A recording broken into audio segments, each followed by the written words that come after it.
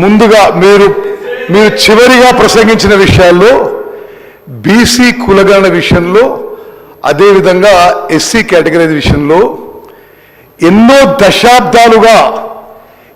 దశాబ్దాలుగా ఉమ్మడి ఆంధ్రప్రదేశ్లో ఈ శాసనసభ పాస్ చేసిన తీర్మానం కానీ ప్రత్యేక తెలంగాణలో శాసనసభ పాస్ చేసిన తీర్మానం కానీ ఎస్సీ కేటగరైజేషన్ అమలు చేస్తుంది ఈరోజు మా కాంగ్రెస్ ప్రభుత్వం చెప్పి నేను మనవి చేస్తున్నా.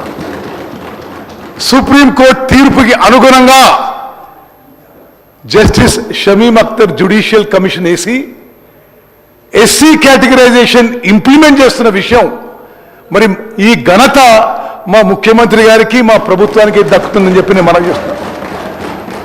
అదేవిధంగా బీసీ కులగణనపై ఆ అంకెలపై కొన్ని అనుమానాలు వ్యక్తం చేశారు.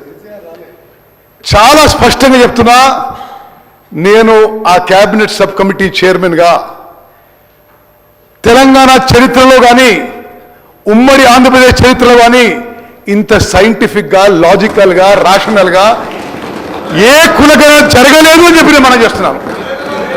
భారతదేశానికి స్వాతంత్ర్యం రాకముందు 1931లో జరిగిన బీసీ క్యాస్ట్ సెన్సస్ తర్వాత తప్పనిసరి పెడతాం 1931లో జరిగిన క్యాస్ట్ సెన్సస్ తర్వాత క్యాస్ట్ సెన్సస్ చేసి ప్రకటించిన ఘనత మా కాంగ్రెస్ ప్రభుత్వానికి దక్కిందని మనం చేస్తాం. దాని ఆధారంగా శాసనసభలో బీసీలకి 42% రిజర్వేషన్ ఇవ్వాలని చెప్పి కేంద్ర ప్రభుత్వానికి పంపించేది మా కాంగ్రెస్ ప్రభుత్వం చెప్పి మనం చేస్తాం. లెక్కల విషయం చెప్పాలి అధ్యక్ష, బికాస్ దీన్ని రిపీటెడ్గా మరి ఒక గోబల్స్ ప్రచారంగా మరి